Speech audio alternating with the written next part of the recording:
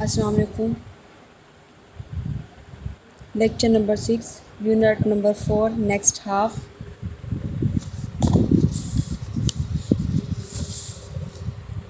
And topics discussion are there.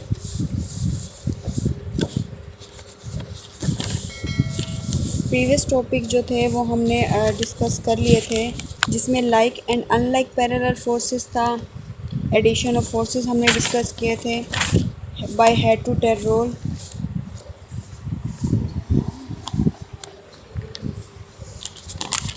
और इसके अलावा रेजोल्यूशन ऑफ फोर्सेस डिस्कस कर ली थी। रेजोल्यूशन ऑफ फोर्सेस डिस्कस करने के बाद determination of a force from its perpendicular components वो भी डिस्कस कर लिए थे। और इसके अलावा टॉर्क को भी डिस्कस कर लिया था। टॉर्क में rigid body, axis of rotation, line of action of force, moment arm, इन सब को डिस्कस किया था। उसके बाद प्रिंसिपल मूवमेंट्स पे डिस्कस कर लिए थे, जो कि प्रिंसिपल मूवमेंट्स में हमने बोला था कि क्लॉकवाइज मूवमेंट और एंटी क्लॉकवाइज मूवमेंट होता है। सेंटर ऑफ मास को डिस्कस कर लिया था, सेंटर ऑफ ग्रेविटी को डिस्कस कर लिया था।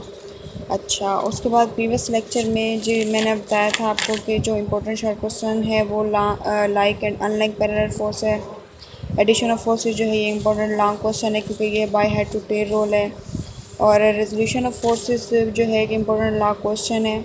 इसमें ग्राफ जो साइड पे बना हुआ है 4.7 फिगर जो बनी हुई वो बनानी है लाजमी। और इसके अलावा determination of force from its perpendicular components उसको हमने बताना है। इसके अलावा टार्क को भी डिस्कस कर लिया था। टार्क की डेफिनेशन बता दी थी। टार्क जो ये एक इम्पोर्टेंट शार्ट क्वेश्चन है। The turning effect of a force, इसको हम टार्क भी बोलते हैं और इसको हम मूवमेंट भी बोलते हैं। मूवमेंट यानी किसी भी लम्हे में किसी भी फोर्स का टर्न हो जाना, वो टार्क को रिड्यूस करता है। उसमें हमने rigid body, axis of rotation discuss कर लिया था। ठीक है, line of action of force को डिस्कस किया था। Line of action of force, movement arm में दोनों इंपॉर्टेंट शार्ट क्वेश्चन हैं। फिर उसके बाद प्रिंसिपल मूवमेंट में हमने बताया था एक रूल के clockwise movement is equal to anti clockwise movement, तो ये प्रिंसिपल मूवमेंट्स में आ जाता है। सेंटर ऑफ मास हमने डिस्कस किया था। Centre of gravity, centre of gravity by different shapes हमने डिस्कस कर ली थी। Either they are in rectangular, circular, square and in cylindrical form and after the experiment. उसके बाद फिर हमारे पास अब जो टॉपिक डिस्कस करने हैं इस लेक्चर में वो है couple, equilibrium, conditions of equilibrium, first condition of the equilibrium, second condition of the equilibrium। ये आज के हमारे टॉपिक्स हैं जो कि हमने इनको डिस्कस करना है। उसके बाद ये जो यूनिट नंबर 4 है यानी कि टर्निंग इफेक्ट ऑफ फोर्स यानी कि टार्क वाला जो यूनिट है ये इंशाल्लाह कंप्लीट हो जाएगा। और इसमें ही जब हम ये जो हमने आज जो लेक्चर डिस्कस करना है उसमें भी मैं आपको बता दूंगी कि ये नेक्स्ट हाफ में से कौन कौन से इम्पोर्टेंट शार्ट क्वेश्चन है और कौन कौन से इम्पोर्टेंट लॉन्ग क्वेश्चन हैं। और फिर यूनिट 4 को हम कंबाइन डिस्कस कर लेंगे लास्ट के 15 मिनट्स में कि इस चैप्टर में से क्या क्या इंपॉर्टेंट शॉर्ट क्वेश्चन आते हैं दोबारा मैं आपको बता दूंगी, और क्या क्या इंपॉर्टेंट लॉन्ग क्वेश्चन आते हैं वो आपने नोट डाउन कर लेना है। ठीक है, और एमसीक्यूज़ का तो आपको पता है कि चैप्टर के लास्ट में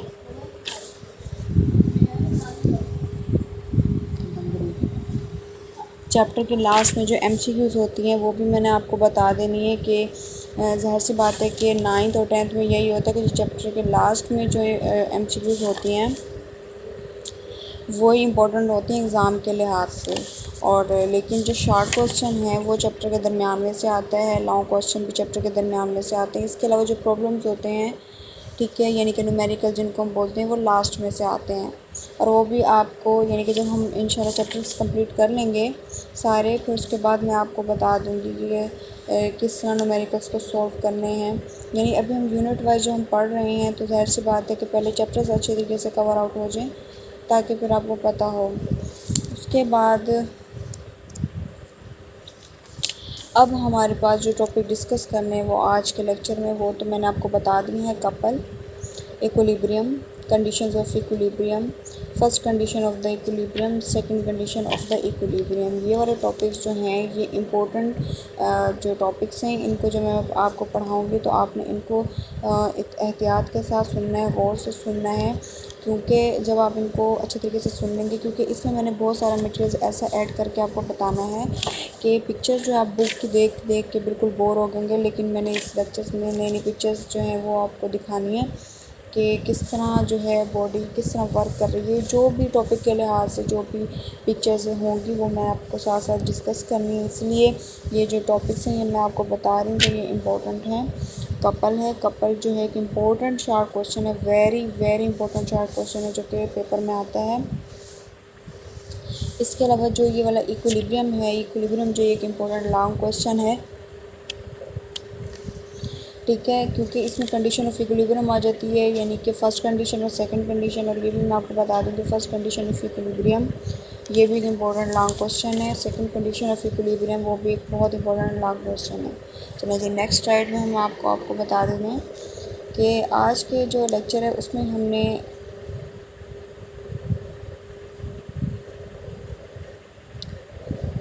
यानी कि टॉपिक्स पहले डिस्कस कर रहे हैं, उनके कौन कौन से टॉपिक डिस्कस करने हैं। तो पीछे मैंने आपको इक्विलिब्रियम बता दिया, यानी इक्विलिब्रियम की कंडीशंस बता दी थी, first condition of equilibrium, second condition of equilibrium. ज़ाहिर सी बात है जब उनकी कंडीशंस आपके सामने शो हो रही हैं तो स्टेट्स भी आपको पता होने चाहिए, यानी कि states of equilibrium, stable equilibrium, unstable equilibrium और न्यूट्रल इक्विलिब्रियम।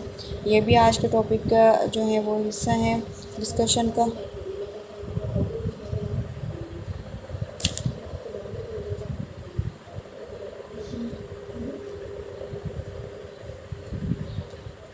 जो आज के टॉपिक्स हैं वो भी इसी डिस्कशन का हिस्सा है, यानी कि state of equilibrium, stable equilibrium, unstable equilibrium और neutral equilibrium. Stability and position of centre of the mass, ये लास्ट टॉपिक है इस चैप्टर का, पेज नंबर 102 पे 4.9 stability and position of the centre of मास। तो ये जो टॉपिक्स थे ये आज के लेक्चर में जो हमने डिस्कस करने हैं। तो अभी तो मैंने जैसे इसका ओवरव्यू आपको बताया था कि ये टॉपिक जो हमने डिस्कस करने हैं, उसके बाद अब हम इनको क्या करेंगे डिटेल में पढ़ेंगे। सबसे पहले जो है कपल, क्योंकि हमने टॉपिक नेक्स्ट जो है 4 चैप्टर के नेक्स्ट यानी कि यूनिट नंबर जो 4 है अटेंडिंग इफेक्ट ऑफ फोर्स, तो इसमें जो लास्ट पोर्शन से हम स्टार्ट करने हैं, क्योंकि एक्सपेरिमेंट तक तो हमने कवर कर लिया था सेंटर ऑफ ग्रेविटी के बाद, तो कपल आता है, इसकी वजह से हम कपल को पहले डिस्कस कर लेते हैं।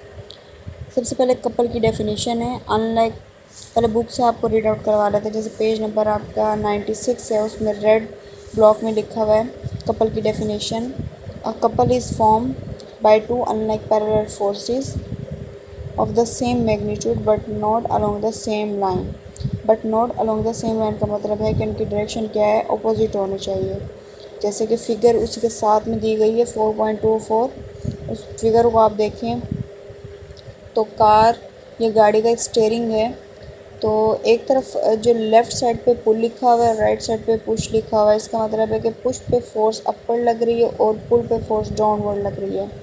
तो जितनी पुल पर फोर्स लग रही है उतनी ही पुश पर फोर्स लग रही है, यानी मैग्नीट्यूड में दोनों क्या हैं, इक्वल हैं। बट इनकी डायरेक्शन अगर हम देखें तो दोनों की क्या है, अपोजिट है। पुश वाली डायरेक्शन जो है वो अपोजिट जा रही है, यानी कि अपवर्ड जा रही है, और पुल उसके अपोजिट डायरेक्शन में डाउनवर्ड आ रही है। तो यहाँ पर कपल फॉलो होता है। कपल जो है वो किसी भी यानी कि किसी भी पोजीशन को मेंटेन करने में प्ले रोल कर रहा होता है। क्यों? क्योंकि वहाँ पे अनलाइक पैरेलल फोर्सेस आ जाती हैं, यानी कि 180 डिग्री का एंगल बनाकर ऐसी फोर्सेस जो हैं वो एंटी पैरेलल हो जाती हैं। मैग्नीट्यूड में तो सेम होती हैं, लेकिन उनकी डायरेक्शन क्या होती है, डिफरेंट होती है। कि अगर राइट पे होगा तो दूसरा क्या होगा, लेफ़्ट में, और अगर पहला जो है वो लेफ़्ट में है तो दूसरा कहाँ होगा, राइट में। तो कपल जो है यहाँ पर जो है वो शो कर रहा होता है कि couple is a form by two unlike parallel forces by the same of magnitude but not along the same line. तो यहाँ से मैंने आपको बता दिया, और अब हमने इसको रीड करना है। रीड करने के बाद आपको इससे अच्छे तरीके से कवर हो जाएगा। व्हेन अ ड्राइवर, कपल का नीचे वाला पैराग्राफ है, इसको अच्छे तरीके से पढ़ना है। मैं यहाँ से आपको पेज नंबर 96 जो है आपकी बुक का यूनिट नंबर 4 का, मैं यहाँ से रीड कर रही हूँ, आपने अपनी बुक को अपने सामने खोलना है और कपल वाला टॉपिक जो है मैंने जस्ट यहाँ पे स्लाइड्स कपल किस लिए शो किया ताकि आपको पता चल रहा है कि स्लाइड में जिस हम कपल पढ़ रहे हैं तो आपका ध्यान भी आपके पेज 96 पर होना चाहिए। कपल की तरफ देखें और वहाँ से मैं आपको रीड आउट करवा लेती हूँ। जैसे कि when a driver turns a vehicle, जैसे एक ड्राइवर है वो अपनी गाड़ी को टर्न करता है, क्योंकि स्टीयरिंग में कपल तो तब प्रोड्यूस होता है ना जब एक ड्राइवर जो अपनी कार या अपनी गाड़ी किसी भी गाड़ी को टर्न कर रहा होता है, चाहे वो लेफ़्ट साइड पे करे चाहे वो राइट साइड पे करे। He applies force that produce a torque.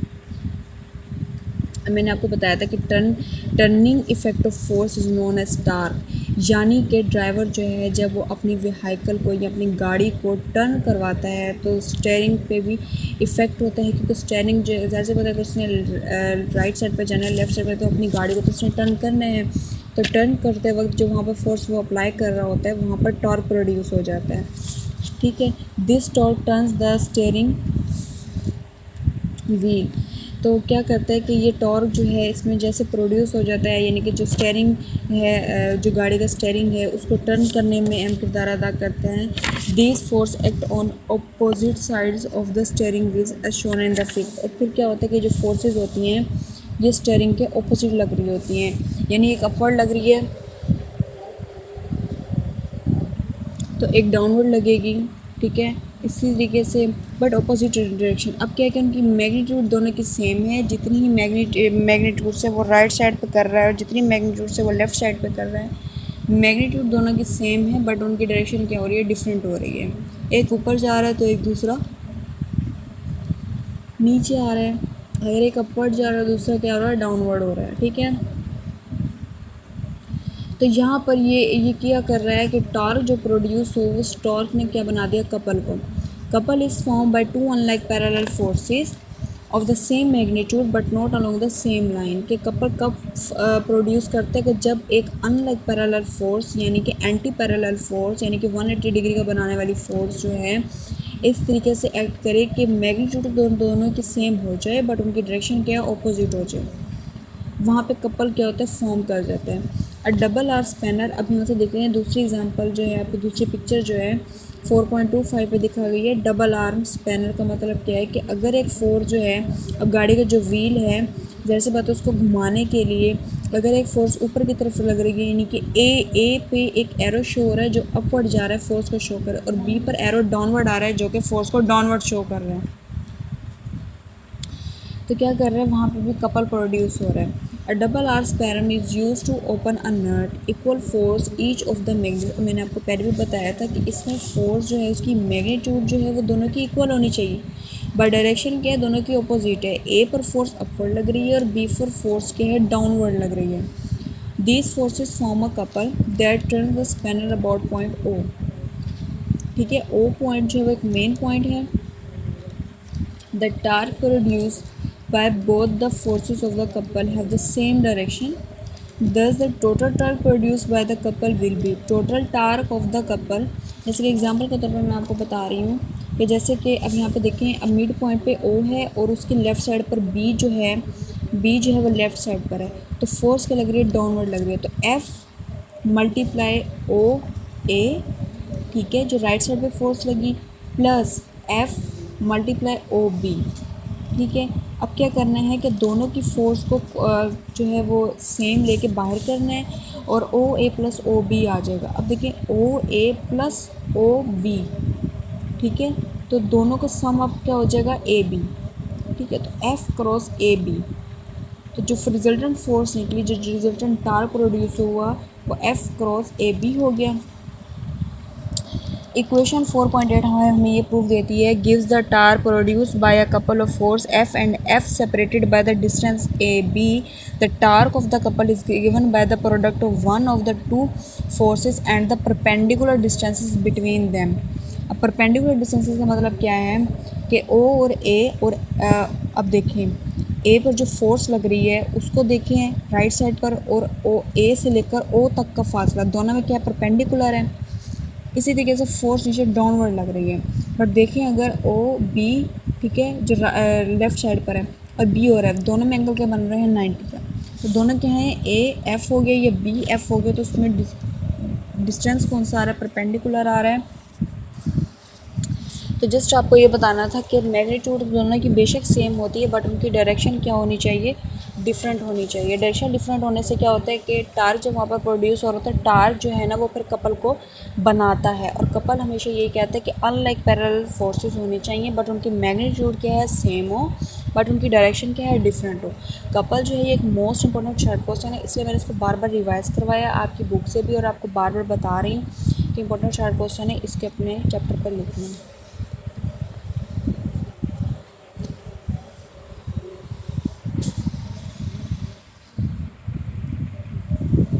अच्छा जी, उसके बाद जो है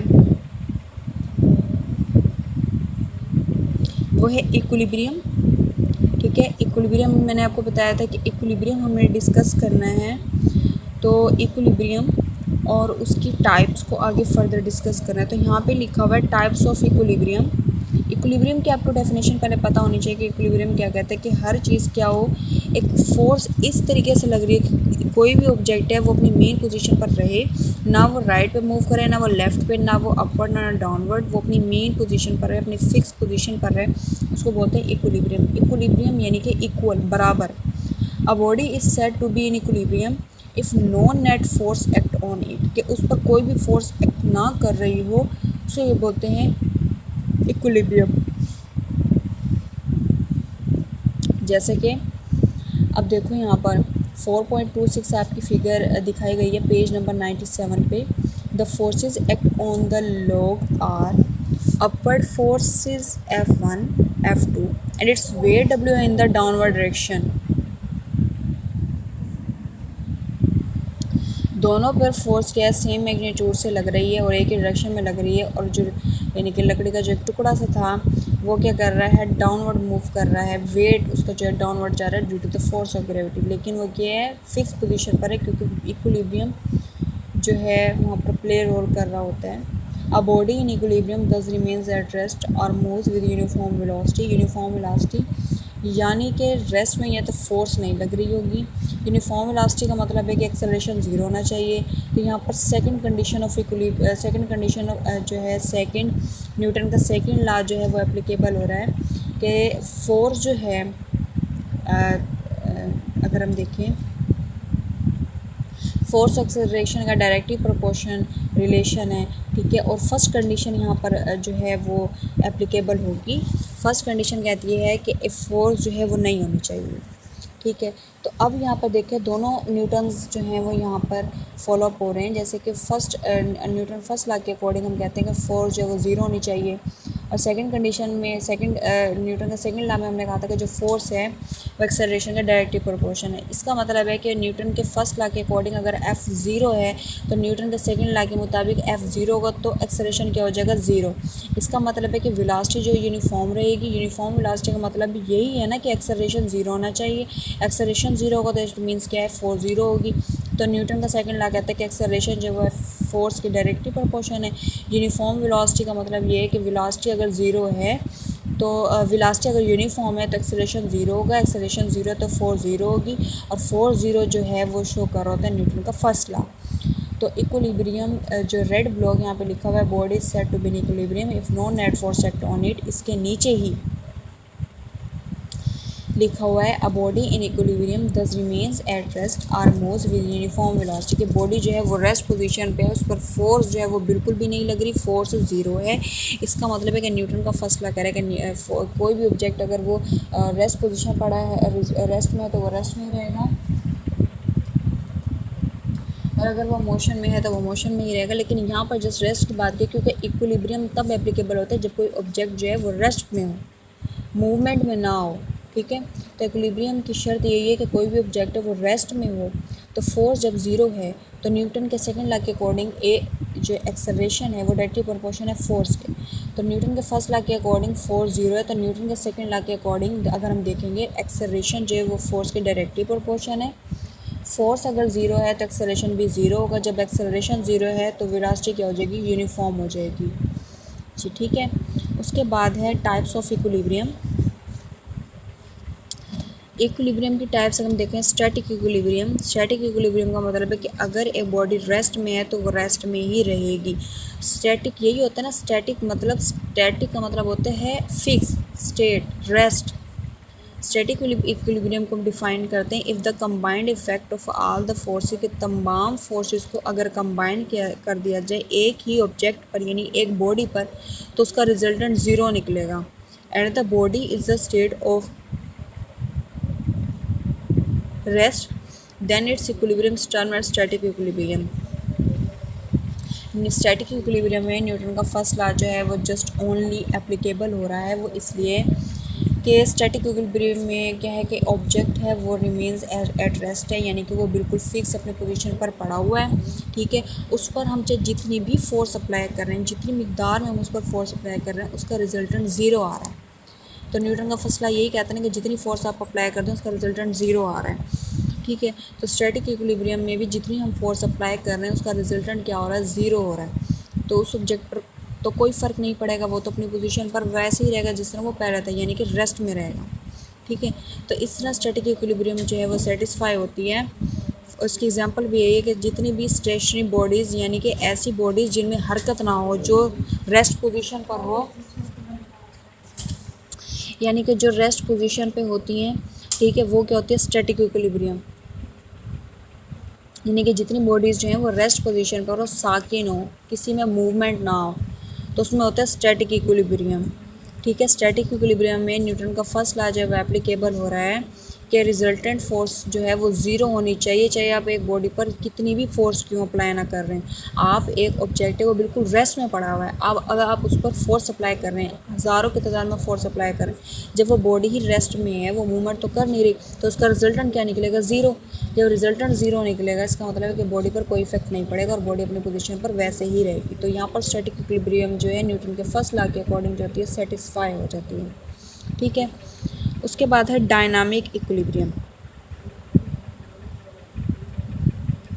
when a body is in state of uniform motion, कि एक बॉडी जो है वो मोशन में लेकिन यूनिफॉर्म मोशन में है, यानी कि दो की स्पीड में है तो वो दो की स्पीड में रहेगी। And the resultant of all the force active upon it zero. जैसे कि एक ऑब्जेक्ट है, ठीक है, और वो मोशन में है, लेकिन क्या है कि यूनिफॉर्म, यूनिफॉर्म का मतलब होता है बिल्कुल उसी सिमत में, और सेम, यूनिफॉर्म का मतलब होता है सेम, ठीक है। इसका मतलब है कि उस पर जितनी भी फोर्स अप्लाई हो रही है उसका तो कोई फ़र्क नहीं पड़ रहा, रिजल्टेंट तो हमारे पास ज़ीरो आ रहा है। तो डायनामिक इक्विलिब्रियम में भी क्या हो गया, इक्विलिब्रियम की जो टाइप्स हैं वो एप्लीकेबल हो गई।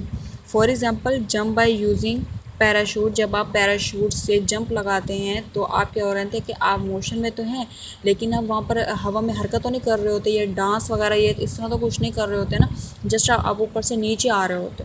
इसका मतलब है कि आपकी बॉडी पार्ट में हरकत नहीं हो रही, बस आप उसी स्पीड से नीचे आ रहे हो, तो इसका मतलब वो डायनामिक इक्विलिब्रियम है। उसके बाद हम डिस्कस करेंगे कंडीशन ऑफ इक्विलिब्रियम। इक्विलिब्रियम की दो कंडीशन है, एक तो हमने पहले डिस्कस, मैंने आपको बताया था कि जो जो टॉपिक्स हमने डिस्कस करने हैं उसमें फर्स्ट कंडीशन ऑफ इक्विलिब्रियम है और सेकंड कंडीशन ऑफ इक्विलिब्रियम है, ठीक है।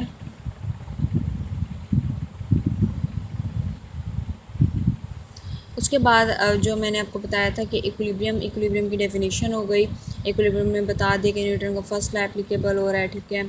और उसके बाद यानी कि स्टैटिक इक्विलिब्रियम पढ़ लिया, डायनामिक इक्विलिब्रियम पढ़ लिया। अब हम पढ़ रहे हैं कंडीशन ऑफ इक्विलिब्रियम। सबसे पहले मैं आपको बता दूं इक्विलिब्रियम जो है ना एक इम्पोर्टेंट शार्ट क्वेश्चन है, और उसकी जो कंडीशंस हैं, इसकी जो स्टेट्स आगे आएंगी फर्दर, वो इम्पोर्टेंट लॉन्ग क्वेश्चन है और वो इम्पोर्टेंट लॉन्ग क्वेश्चन के तौर पर आती हैं। आपने उसको शॉर्ट क्वेश्चन के लिहाज से भी याद रखना है और लॉन्ग क्वेश्चन के लिहाज से भी याद रखना है। तो इक्विलिब्रियम हम पढ़ रहे हैं। सबसे पहले इक्विलिब्रियम की डेफिनेशन हमने कर ली।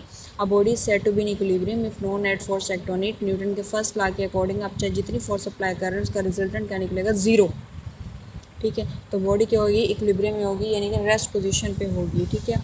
तो हमने यहाँ पर फर्स्ट कंडीशन ऑफ इक्विलिब्रियम जो है उसको हमने पढ़ना है। The first condition of equilibrium, if the sum of all forces acting currently on a body, के एक कनकरेंटली यानी कि एक ऐसी बॉडी उस पर हम चाहे जितनी भी फोर्सेस अप्लाई कर रहे हैं, ठीक है, F1 plus F2 plus F3, यानी कि फोर्सेस जो हैं उनको हम कंबाइन भी कर दें, ठीक है, तो उसका रिजल्टेंट क्या निकलेगा, नेट फोर्स का रिजल्टेंट क्या निकलेगा, ज़ीरो। ज़ीरो का मतलब ये है कि बॉडी क्या है, रेस्ट में है। अब देखें, आपने जो बुक है, फर्स्ट कर आपने बुक अपनी टेबल पर रखी, ठीक है, अब आप क्या कर रहे हैं कि उस पर अब क्या कर रहे हैं, अब आपने बुक जो है वो टेबल पर रख दी। अब बुक जो है वो टेबल पर हिल तो नहीं रही, उसमें मूवमेंट तो नहीं आ रही, वो तो रेस्ट पोजीशन में पड़ी हुई है, तो उसका जो नेट फोर्स निकलेगा तो वो ज़ीरो निकलेगा। फोर्स का ज़ीरो होने का मतलब ये है कि बॉडी रेस्ट में है, वो मूवमेंट शो नहीं कर रही। जो बॉडी मूवमेंट शो करती है उसमें ना तो इक्विलिब्रियम होता है, ना पर उसमें नेट फोर्स जो है यानी कि जिसको हम रिजल्टेंट फोर्स बोलते हैं वो ज़ीरो होती है। उसमें कुछ ना कुछ फोर्स होती है जिसकी वजह से मूवमेंट कर रही है बॉडी। लेकिन अगर एक ऑब्जेक्ट रेस्ट में पड़ा हुआ है, ठीक है, उस पर कोई मूवमेंट ही नहीं हो रही, बिल्कुल अपनी पोजीशन पर फिक्स पड़ा हुआ है, तो उस पर क्या फ़ोर्स लगेगी, उस पर तो कोई फ़ोर्स नहीं लगेगी, वो तो फोर्स ज़ीरो हो जाएगी।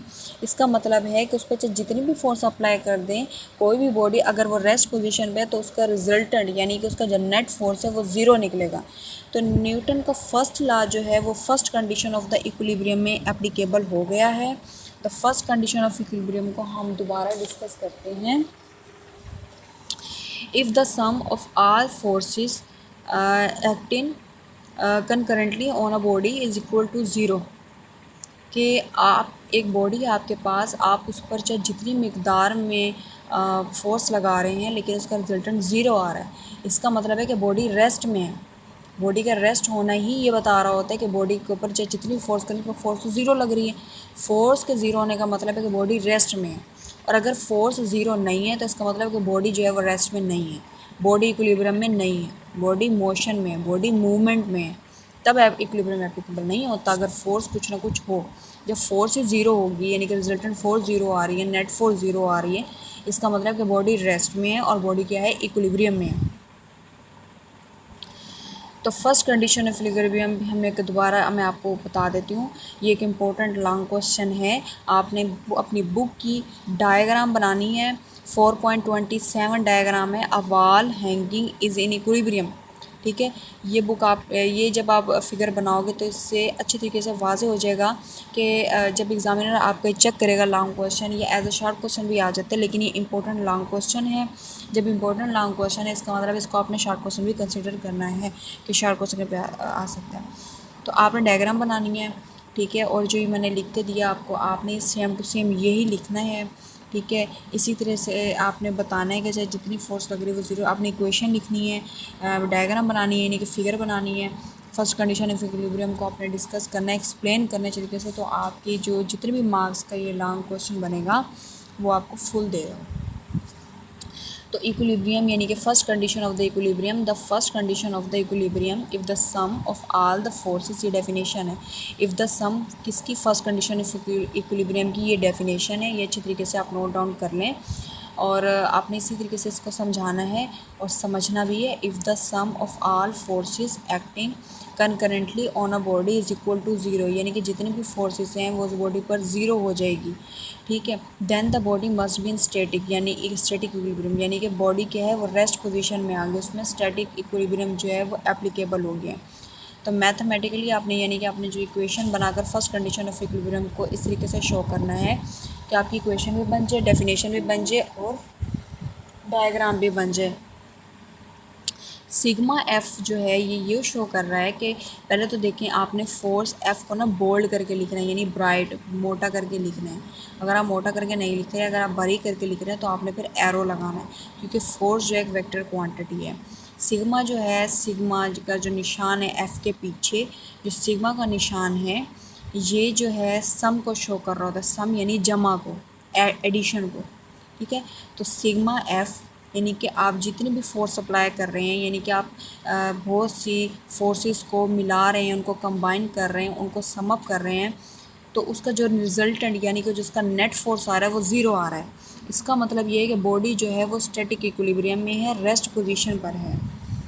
सिग्मा जब, अब देखिए, sigma F is equal to F net is equal to zero, जब टोटल एफ़ नेट यानी कि टोटल फोर्स, रिजल्टेंट फोर्स यानी कि नेट फोर्स ज़ीरो आ रही है, तो इसका मतलब है कि अगर फोर्स आप अलाउंग एक्स एक्सिस लगा लें, अलोंग फोर्स वाई एक्सिस लगा लें तो वो भी ऑटोमेटिकली क्या हो जाएगी, ज़ीरो हो जाएगी।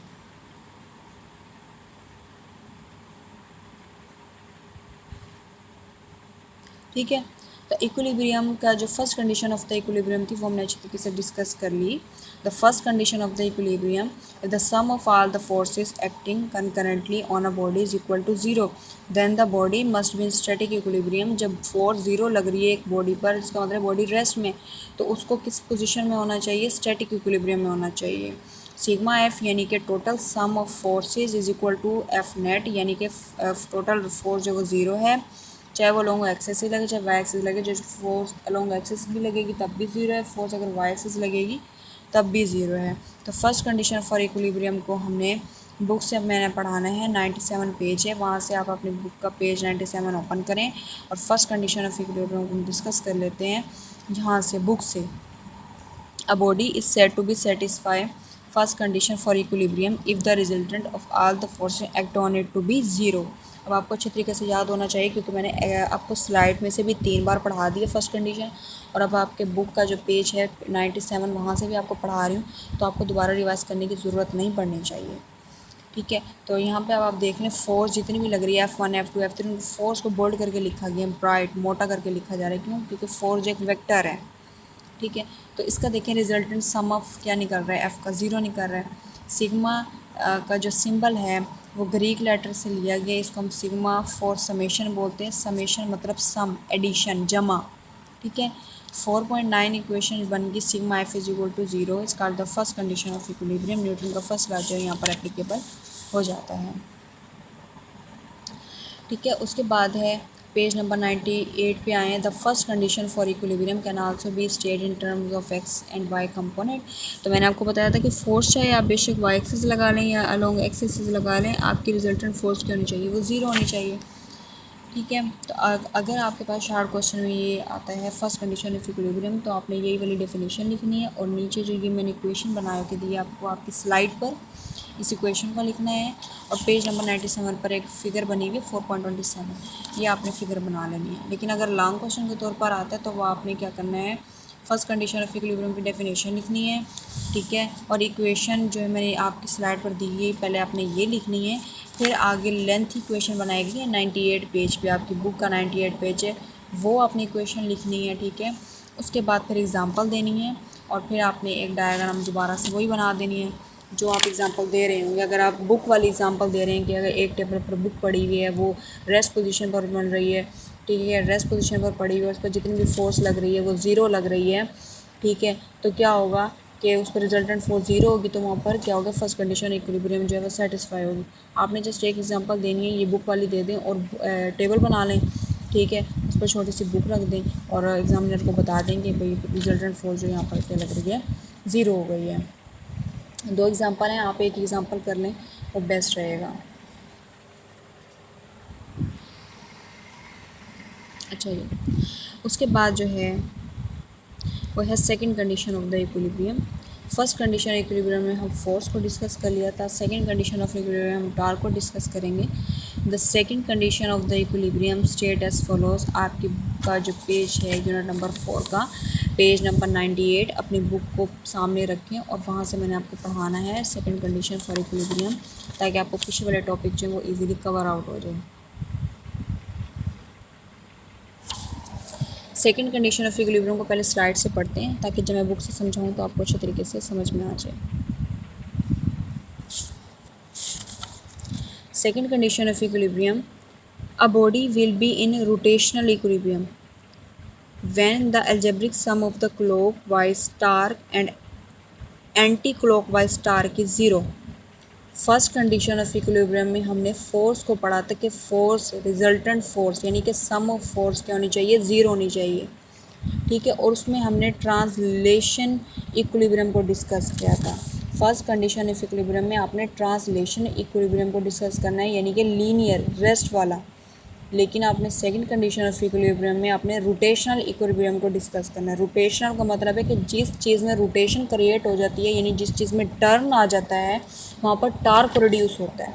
तो टार्क की हमने डेफिनेशन भी पढ़ी कि the turning effect of the force is known as torque या मूवमेंट। ठीक है। तो रोटेशनल इक्विलिब्रियम भी यही है ना कि एक ऐसी इक्विलिब्रियम हो जिसमें रोटेशनल हो, रोटेशन हो, यानी कि टर्न प्रोड्यूस हो। तो टर्न जहाँ होगा वहाँ पे टार्क होगा।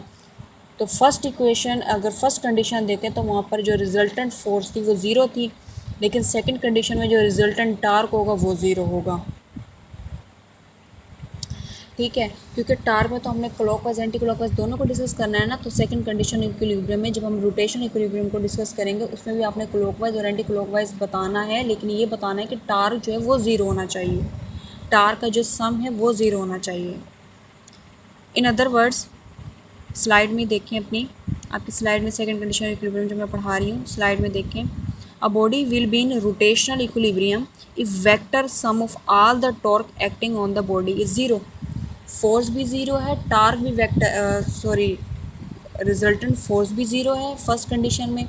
सेकंड कंडीशन में रिजल्टेंट टॉर्क ज़ीरो है। फर्स्ट कंडीशन में फोर्स वेक्टर है, सेकंड कंडीशन में फोर्स टार्क जो है वेक्टर है।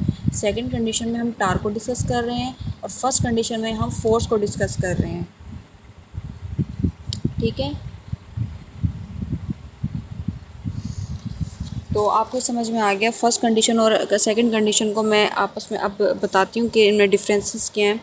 फर्स्ट कंडीशन ऑफ इक्विलिब्रियम जो है इसमें ट्रांसलेशनल इक्विलिब्रियम को डिस्कस किया गया, ट्रांसलेशनल इक्विलिब्रियम को डिस्कस किया गया, यानी कि बॉडी जो है वो रेस्ट में होनी चाहिए।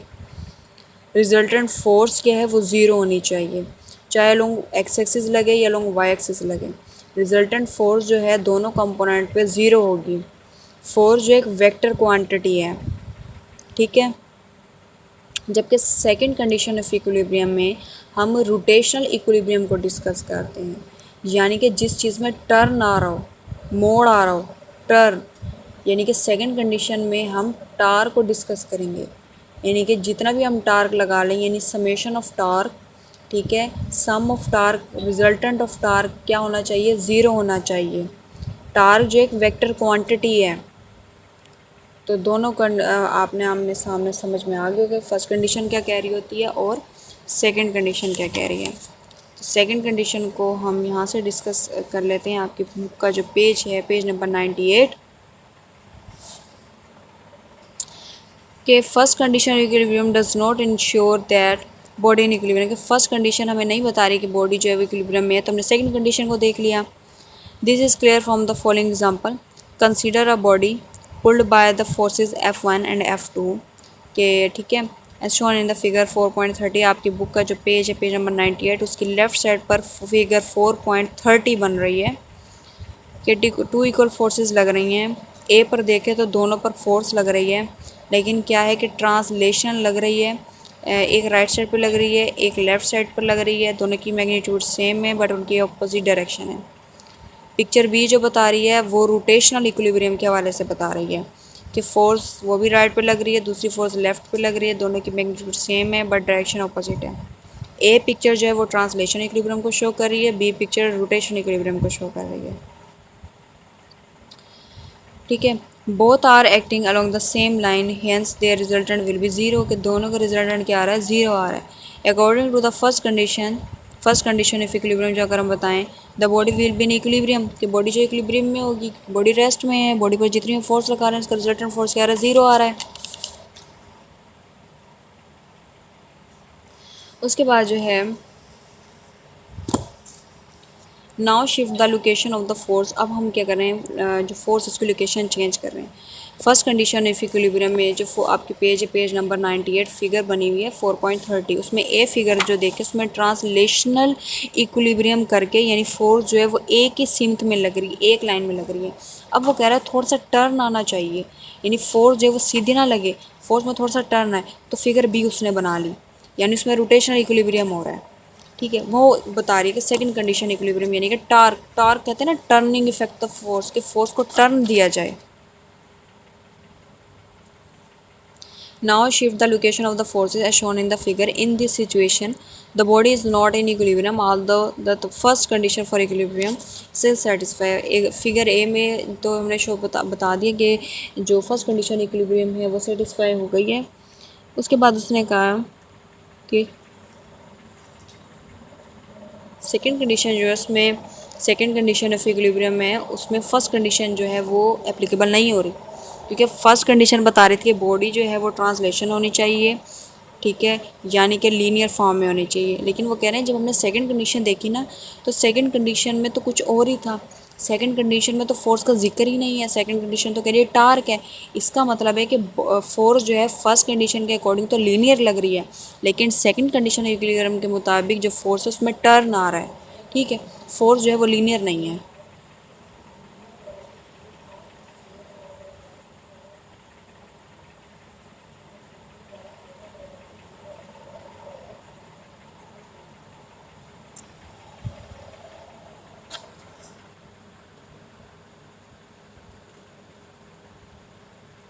This is called the second condition for equilibrium. According to this, the body satisfies second condition for equilibrium when the resultant torque acting on it zero. Mathematically अगर हम देखें sum of torque is equal to zero. अब आपने ये ध्यान में रखना है कि जो सम ऑफ टॉर्क है, सम को ज़्यादा, ये जिस तरह यहाँ पे इस मैंने स्लाइड में आपको बताया है कि सम को बड़ा कर दिया उसने और टार्क को छोटा, इस तरह बिल्कुल भी नहीं करना। आपकी बुक में 4.12 इक्वेशन दी हुई है, सम को थोड़ा सा बड़ा लिखना है, टार्क को उससे थोड़ा सा छोटा लिखना है, लेकिन टार्क टी जो बना हुआ है उसको बोल्ड मोटा ब्राइट करके लिखना है, ठीक है। अगर आप उन सबको बोल्ड या ब्राइट करके नहीं लिख रहे, फिर टार्क को थिन लिखना है, पतला बना के उसके ऊपर एरो लगाएं, इज इक्वल टू ज़ीरो कर दें, यानी समेशन ऑफ टार्क क्या हो जाएगा, वो ज़ीरो हो जाएगा।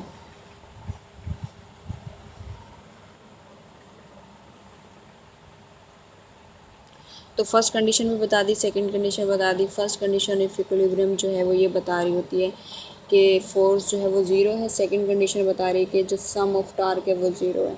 दोनों ही इंपॉर्टेंट लॉन्ग क्वेश्चन है। कभी फर्स्ट कंडीशन ऑफ इक्विलिब्रियम जो वो लॉन्ग क्वेश्चन बनकर आता है, कभी सेकंड कंडीशन ऑफ इक्विलिब्रियम में वो लॉन्ग क्वेश्चन बनकर आता है, लेकिन ये दोनों के इंपॉर्टेंट लॉन्ग क्वेश्चन है।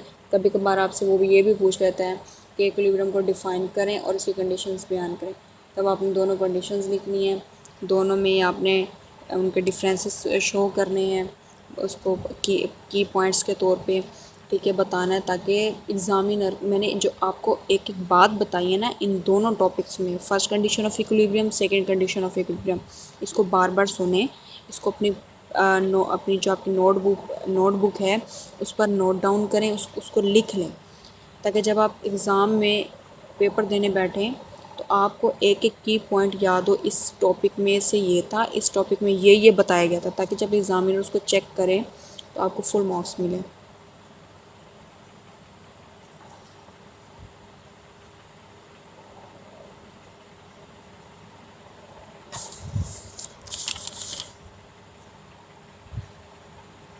अच्छा जी, उसके बाद हमने कंडीशंस तो पढ़ ली थी, ठीक है, first condition of equilibrium, second condition of equilibrium, तो जाहिर सी बात है उसकी स्टेट्स भी आनी चाहिए, टाइप्स ऑफ इक्विलिब्रियम की।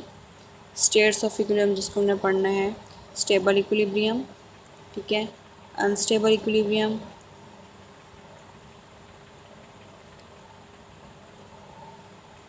और न्यूट्रल इक्विलिब्रियम। ये पिक्चर मैंने शो कर दिया आपको।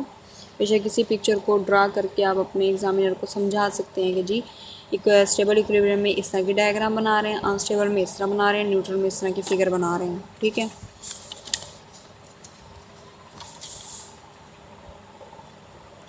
अपनी बुक का जो पेज है, पेज नंबर 100, उसको ओपन कर लें।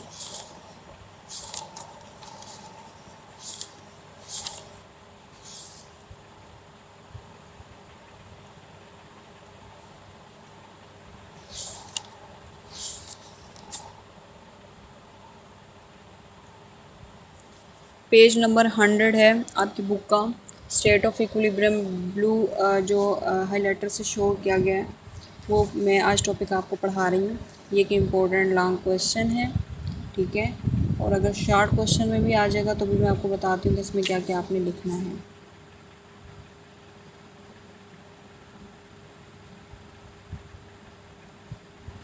स्टेट ऑफ इक्विलिब्रियम को पढ़ने लगे हम। There are 3 state of equilibrium: stable equilibrium, unstable equilibrium and neutral equilibrium. A body may be in one of these 3 states of equilibrium, के बॉडी जो है इन तीनों स्टेट में से भी किसी एक स्टेट में हो सकती है, चाहे वो स्टेबल इक्विलिब्रियम में हो, चाहे वो अनस्टेबल इक्विलिब्रियम में हो या चाहे वो न्यूट्रल इक्विलिब्रियम में हो।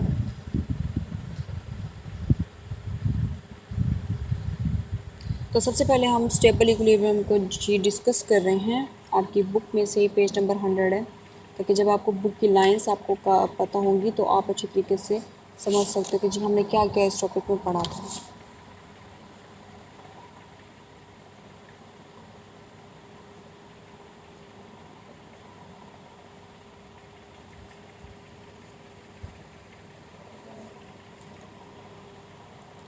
स्टेबल इक्विलिब्रियम जो है इसको आपकी बुक में से ही पढ़ रहे हैं। फिगर 4.33 आप देखें कि बुक है वो टेबल पर पड़ी हुई है, ठीक है। अब क्या है कि वो स्टेबल पोजीशन में है, ठीक है। अब हम उस बुक को उठा रहे हैं तो उसका नीचे का नक्शा देखें, नीचे ब्लैक हाईलाइटर से उसको शो किया हुआ है कि बॉडी पहले ऐसे पड़ी हुई थी, अब वो दूसरी फॉर्म में चली गई, यानी थोड़ी सी ऊपर की तरफ जा रही है, उसकी पोजीशन में चेंज आ रहा है।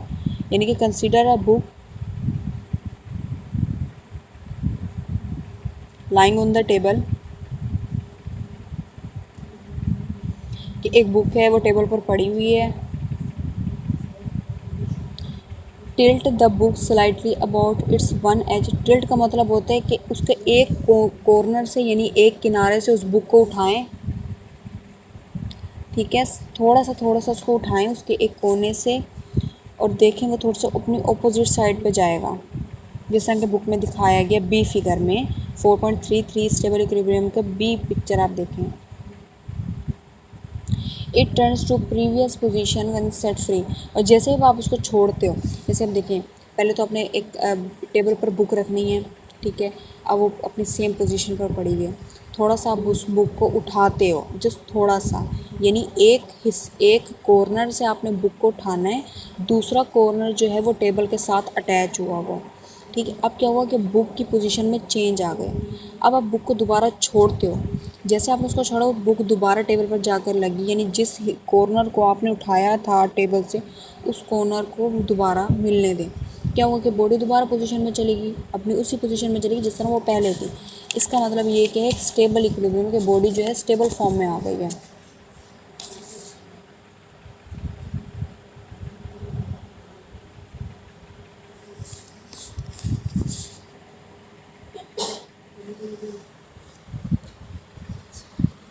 Such a state of the body is called the stable equilibrium, ठीक है। अ बॉडी, इसकी एक डेफिनेशन है, a body is said to be in stable equilibrium if after a slight tilt it turns to previous position. यानी कि एक body है वो अपनी स्टेबल इक्विलिब्रियम पोजीशन में है, आप उसको थोड़ा सा उठाते हो और दोबारा उसको ही उसकी पोजीशन पर छोड़ देते हो। यानी कि आपने बुक को पहले उठाया उसके एक कॉर्नर से और दोबारा उसको उसकी प्रीवियस पोजीशन पर छोड़ दिया। यानी कि बुक का एक जगह से उठना और दोबारा अपनी पोजीशन पर जाना, उसको बोलते हैं स्टेबल इक्विलिब्रियम। यानी कि किसी भी ऑब्जेक्ट का पहले तो वो इक्विलिब्रियम में होना और दोबारा उस पोजीशन से थोड़ा सा पीछे हटकर दोबारा उसी जगह पर जाना, उसको बोलते हैं स्टेबल इक्विलिब्रियम। यहाँ से आपको समझाना था। उसके बाद है नीचे इसका एक पैराग्राफ है, when a body is in stable equilibrium. अगर एक बॉडी जो है वो एक स्टेबल इक्विलिब्रियम में है, its centre of gravity is at its lowest position. कि बॉडी जो है, अब देखें स्टेबल इक्विलिब्रियम की यहाँ आपको स्लाइड में एक पिक्चर दिखाई हुई है कि एक बाउल से है, उसके ऊपर उसके अंदर एक रेड सा क्या रखी हुई, एक बॉल रखी हुई है।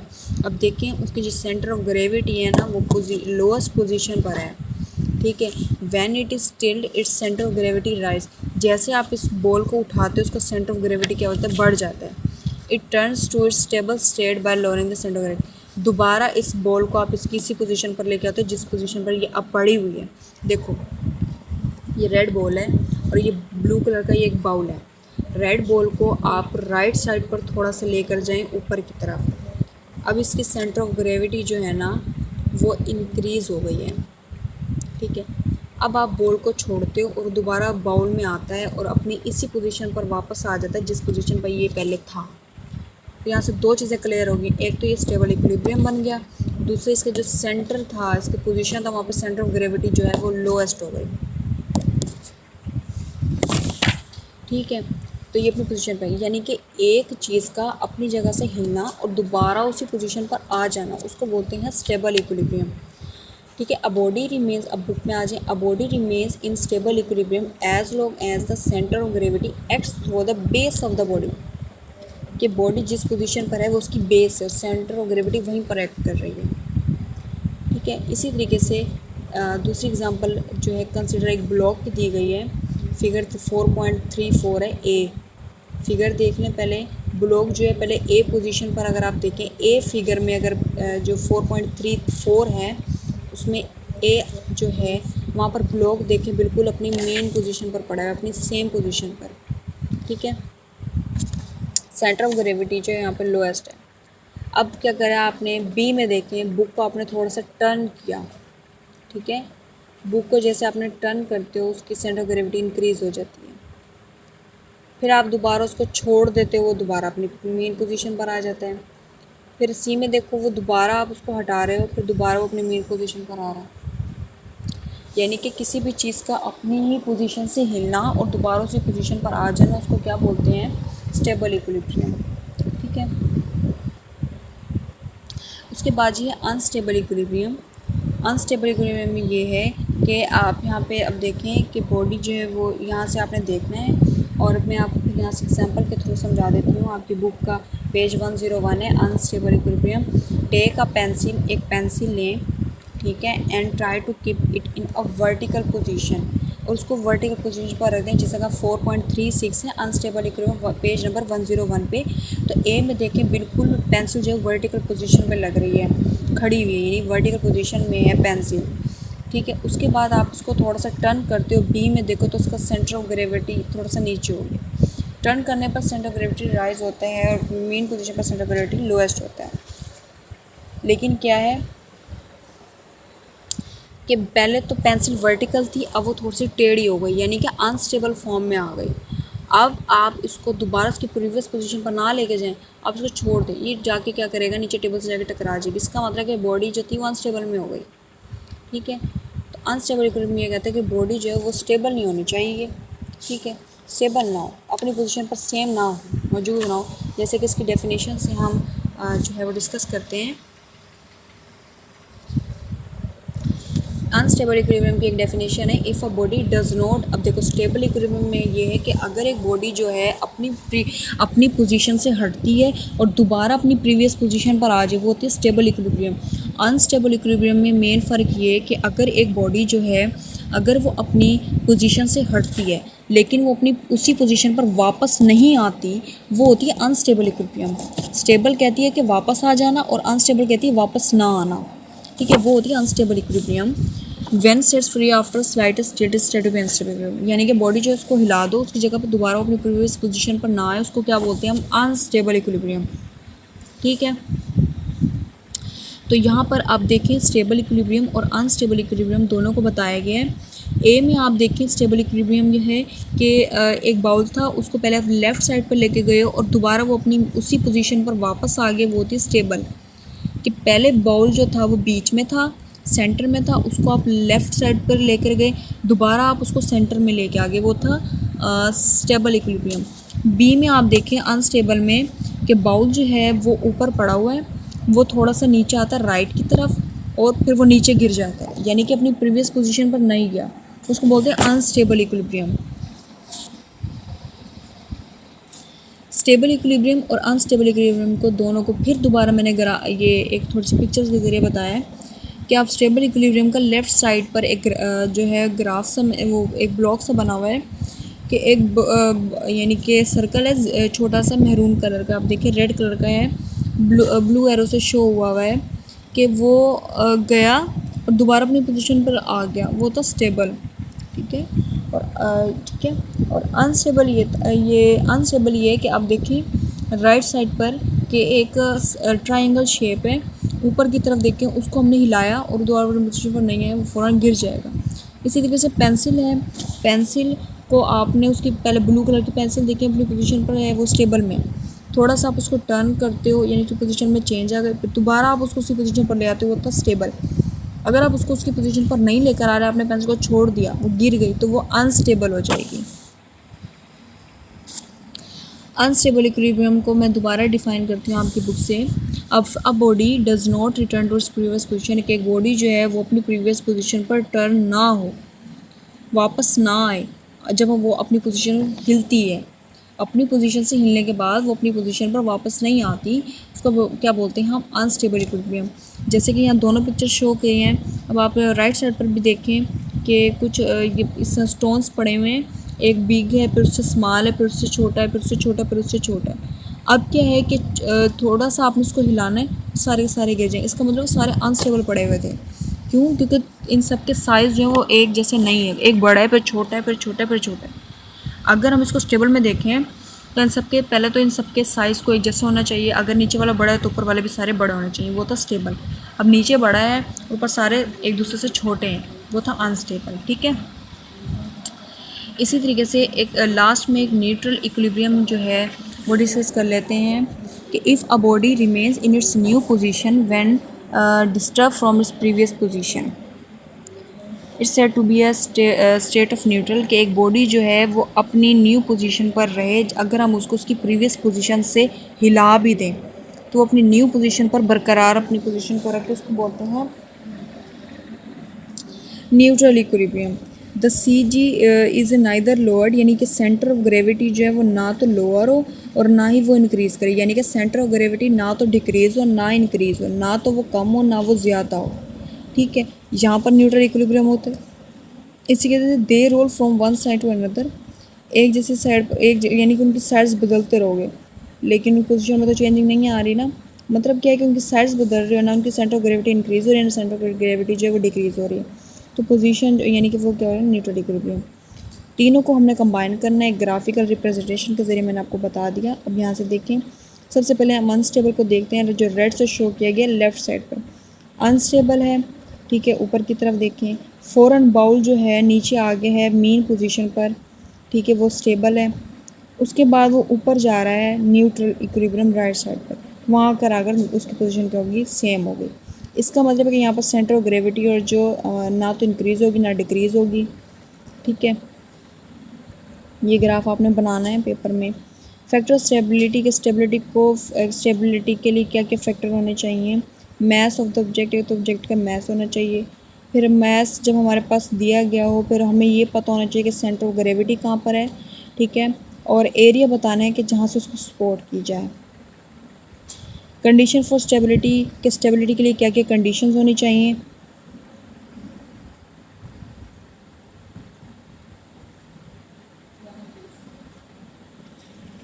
To make a body more stable, lower its centre of gravity, कि उसका सेंटर ऑफ ग्रेविटी जो है वो लोअर होना चाहिए। Increase the air of stability, देखो स्टेबिलिटी में क्या होती है कि सेंटर ऑफ ग्रेविटी, स्टेबिलिटी और अनस्टेबिलिटी में मेन डिफरेंस ये कि सेंटर ऑफ ग्रेविटी जो स्टेबल है उसमें कम होनी चाहिए, जबकि अनस्टेबल में सेंटर ऑफ ग्रेविटी इंक्रीज़ होनी चाहिए। सेंटर ऑफ ग्रेविटी जब डिक्रीज़ होगी स्टेबल में, सेंटर ऑफ ग्रेविटी जब स्टेबल होगी, यानी कि स्टेबल इक्विलिब्रियम जो हम देख रहे हैं उसमें सेंटर ऑफ ग्रेविटी जब कम होगी तो इसका मतलब बॉडी स्टेबल पोजीशन पे, जब सेंटर ऑफ ग्रेविटी इंक्रीज़ होगी इसका मतलब कि बॉडी अनस्टेबल इक्विलिब्रियम में। तो स्टेबल इक्विलिब्रियम में क्या होना चाहिए, यानी कि स्टेबल इक्विलिब्रियम स्टेबिलिटी के लिए सेंटर ऑफ ग्रेविटी कम होनी चाहिए और एरिया जो है वो ज़्यादा होना चाहिए, तो स्टेबल में हो जाते हैं। उसके बाद है stability and position of the centre of the मास, इसको बुक से रीड करना है।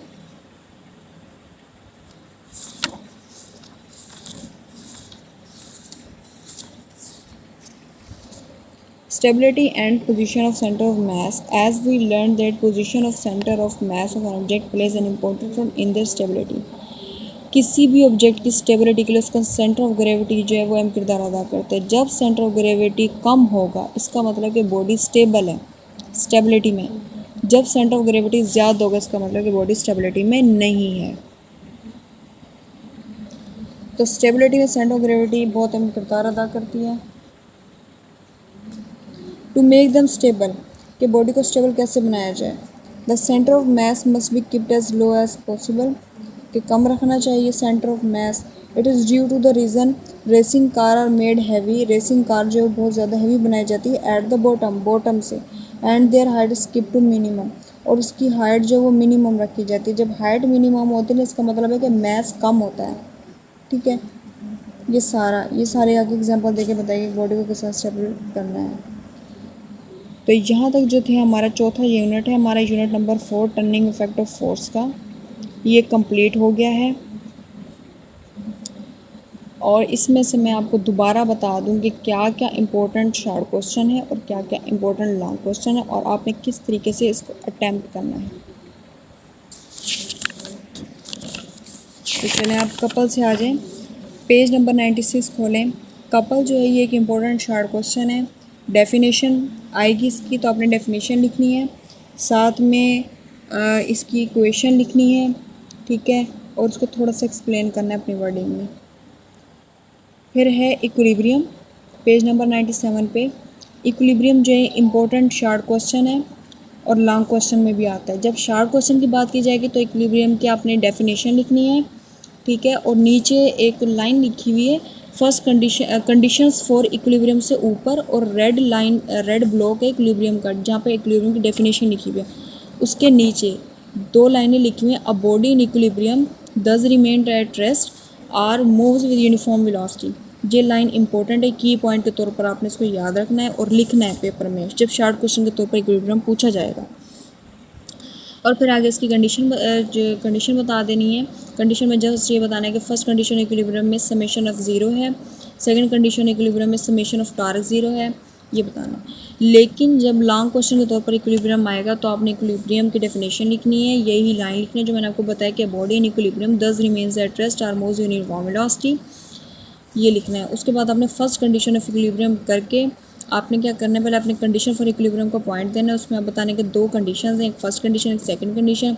फर्स्ट कंडीशन ऑफ इक्विलिब्रियम जब आप डिस्कस करोगे तो आपने पूरा इसको डिटेल में लिखना है। फिर आपने बताने कि इसमें ट्रांसलेशनल इक्विलिब्रियम होती है, इसमें न्यूटन्स का फर्स्ट लॉ एप्लीकेबल होता है, फोर्स जो है वो 0 है, ठीक है, ये सारा आपने बताना है। फिर आपने फिगर भी बनानी है फर्स्ट कंडीशन ऑफ इक्विलिब्रियम में। फिर जो एक्स कंपोनेंट के अलॉन्ग फोर्स,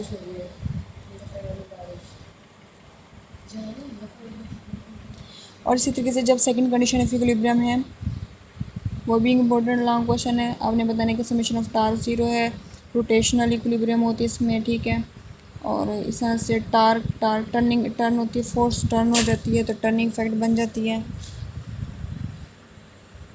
ठीक, उसके बाद आ जाते हैं